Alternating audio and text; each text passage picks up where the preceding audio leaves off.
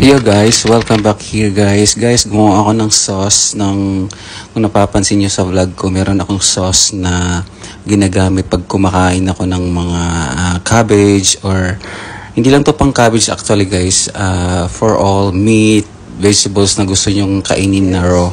So anyways guys, ito guys, hindi ko siya napakita sa inyo guys kasi I'm not sure pa kung okay yung kinalabasan kasi minessage ko lang yung kaibigan ko na Thai na bigyan ako ng recipe ng kanyang sauce. So binigay niya naman, long time niya na binibigay pero hindi ko lang na follow up. So yun, tinry ko siya ngayon. So ang ingredients lang nilagay, lemon, sili, at saka bawang. So meron pa siyang mga ibang sauce. I will show you sa ano guys, I will show you na lang sa next na gagawa ako kasi much better na gumawa muna ako ngayon saka ko ipakita sa inyo para perfect din siya. So anyways, so binigay niya yung recipe. We're happy now because we have like this right now.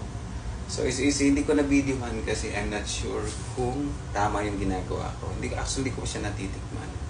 So the taste is real right now. Wait a minute.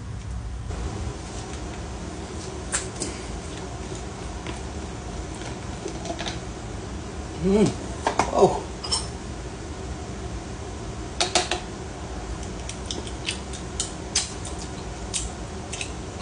Grabe. Sobrang hang na masarap, guys.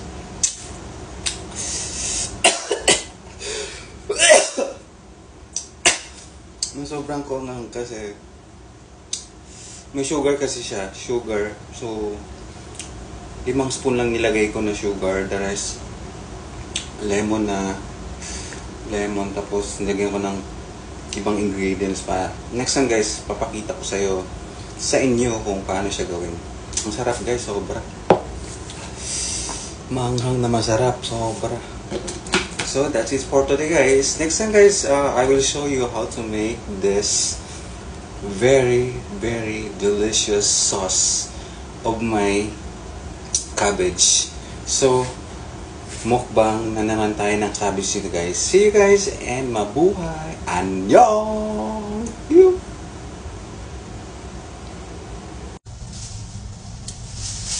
Lipit-lipit na guys.